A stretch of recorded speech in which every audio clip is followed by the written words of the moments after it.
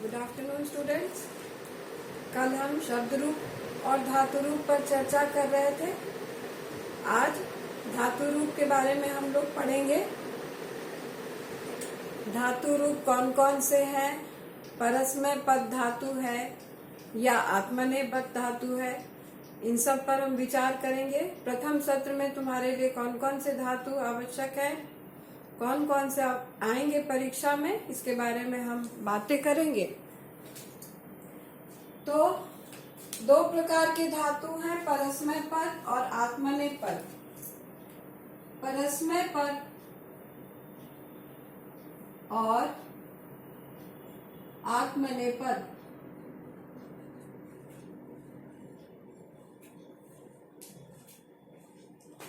इस बार तुम लोगों को प्रथम सत्र में परस्मय पद धातु पढ़ना है। वो धातु है भू, अस, पठ और गम। ठीक है, ये चार धातु तुम लोगों को पढ़ना है, भू, अस, पठ और गम। ये चारों धातु तुम्हें 5 लकारों में पढ़ने हैं। पहला है लट लकार, दूसरा है लिरिट लकार, तीसरा है लंग लकार और चौथा है लोट लकार तथा पांचवा है विधिलिंग। लट लकार वर्तमान काल को बोलते हैं, जैसे जैसे वह सह पठती, सह पठती, तो पठती हो गया वर्तमान काल लट लकार। लिट लकार भविष्यत काल को बोलते हैं, यानी फ्यूचर टेंस। लिट लकार भविष्यत काल को बोलते हैं, यानी कि फ्यूचर टेंस। जैसे सह गमिष्यति, वह जाएगा, यह हो गया लिट लकार में। उसके बाद है लंग लकार, जिसे हम भूतकाल बोलते हैं। भूतकाल अर्थात जो बीत गया हो, लंग लकार यानी कि भूतकाल, पास्ट टेंस, जो बीत गया है। वह गया, सह अगच्छत। उसके बाद लोट लकार। लोट लकार है आज्ञा देने के अर्थ में इसका प्रयोग होता है। इस लकार का आज्ञा के अर्थ में अथवा निवेदन के अर्थ में भी इसका प्रयोग होता है। निवेदन के भी अर्थ में इसका प्रयोग होता है। उसके बाद है विधिलिंग। तो विधिलिंग में चाहिए के अर्थ में होता है यह। इसका प्रयोग चाहिए के अर्थ में होता है। चाहिए अर्थात उसे खाना चाहिए, स खादे, तो यह हो गया विधिलिंग। तो इन 5 लकार में सभी धातुओं को पढ़ना है हम सबको। सबसे पहले हम भू धातु के बारे में पढ़ें। भू धातु, तो भू का अर्थ होता है होना। भू का अर्थ होता है होना।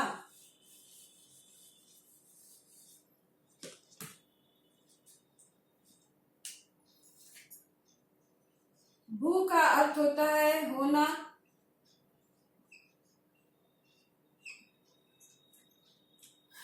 तो धातु रूप क्रिया को बोलते हैं। इस भू का अर्थ होता है होना।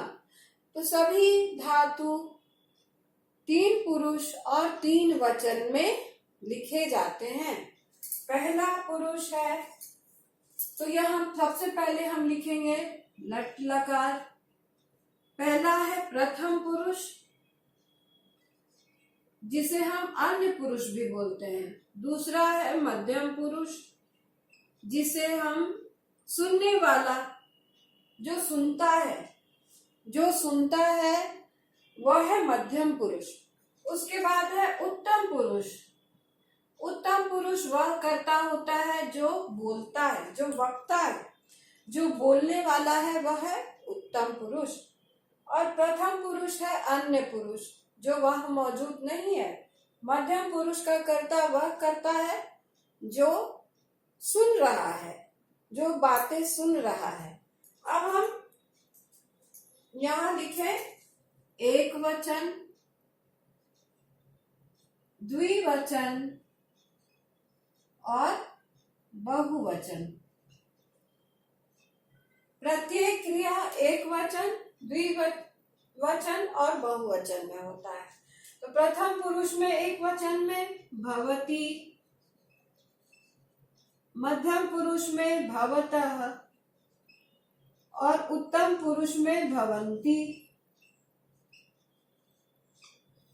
उसके बाद आता है मध्यम पुरुष, यह प्रथम पुरुष है। इसके साथ क्या कर्ता लगेगा?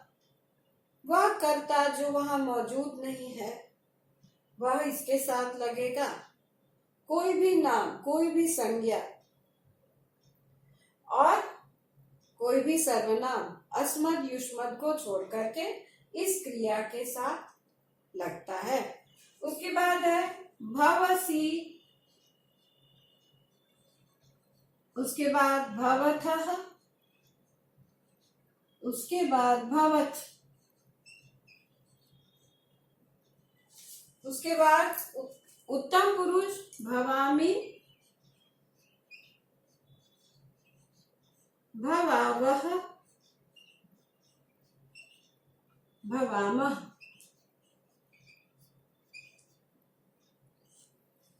तो यह लट लकार का भवति, भवतः, भवन्ति, भवसि, भवतः, भवत्, भवामि, भवावह, भवामः। ये लट लकार यानी कि प्रेजेंट टेंस। अब हम लिट लकार में लिखेंगे। लिट लकार का अर्थ होता है, लिट लकार का अर्थ होता है भविष्यत काल। तो इसका भविष्यति, भविष्यतः,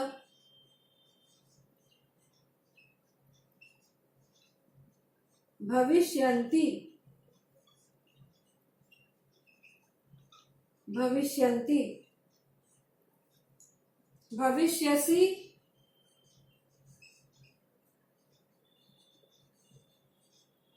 भविष्यथः, भविष्यत्,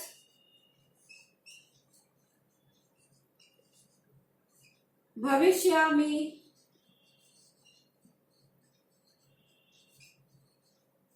भविष्यावः, भविष्यामः।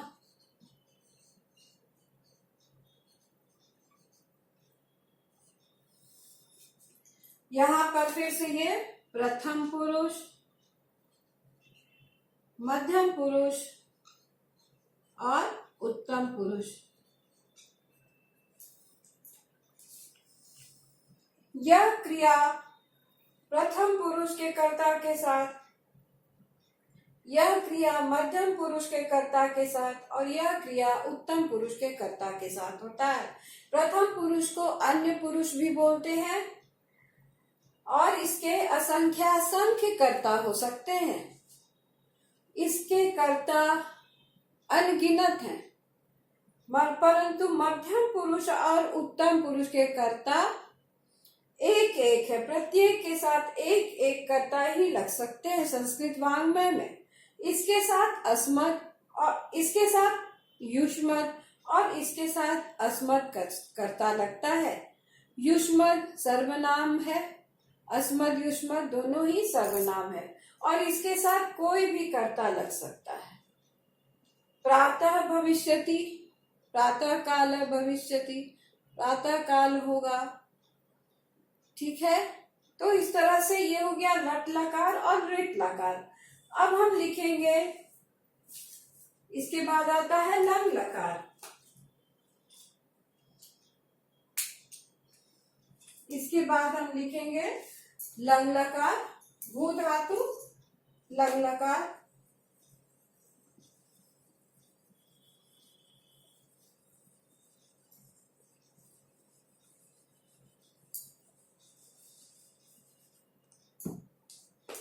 भू धातु लंग लकार,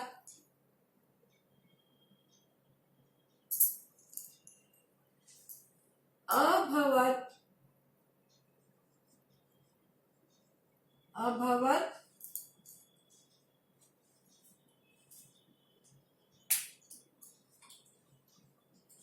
अभवताम,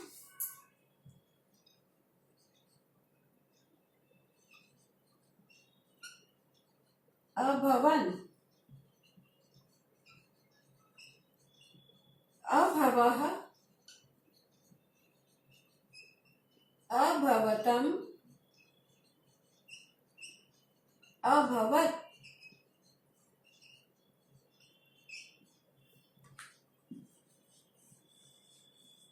अभवम,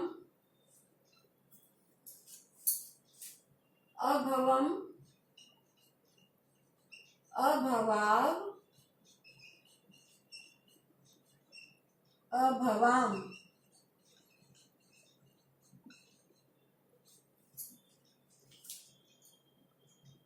अभवत, अभवताम, अभवन, अभवः, अभवतम, अभवत, अभवम, अभवाव, अभवाम।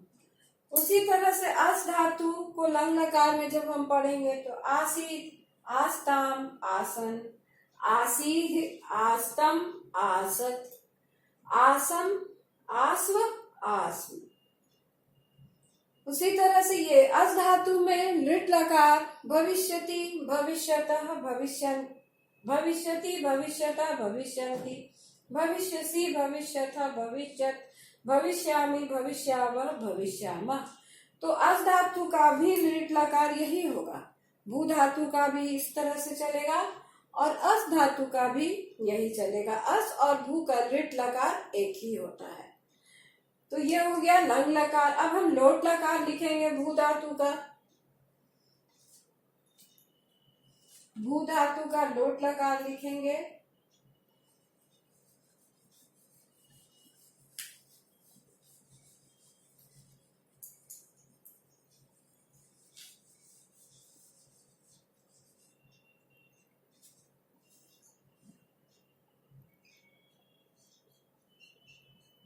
भू धातु का लोट लकार भवतु, भवतु, भवताम, भवन्तु, भव, भवतम, भवत,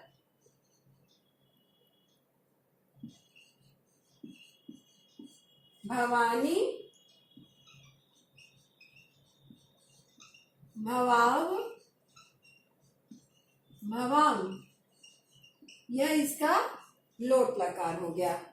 भवतु, भवताम, भवन्तु, भव, भवतम, भवत, भवानी, भवाव, भवाम। तो यह लोट लकार हो गया। लोट लकार आज्ञार्थक के अर्थ में होता है और निवेदन के अर्थ में होता है। उसी प्रकार से विधिलिंग, विधिलिंग में चाहिए के अर्थ में होता है। ऐसा करना चाहिए, ऐसा करना चाहिए, चाहिए के अर्थ में इसका प्रयोग होता है।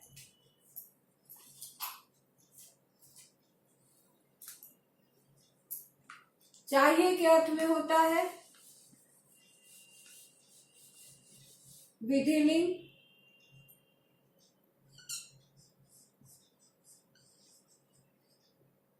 भवेत्, भवेताम, भवेयुः,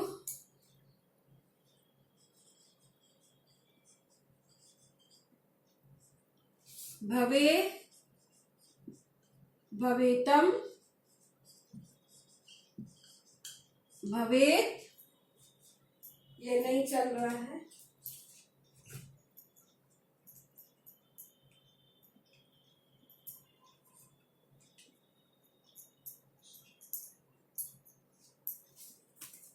भवेत, भवेतम, भवेत,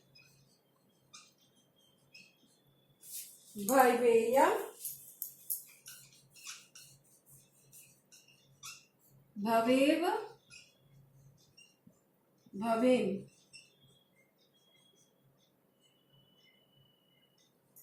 तो जितने भी ये सारे धातु जो है भू, अस, पट और गम, ये सारे इसके आधार पर ही चलते हैं।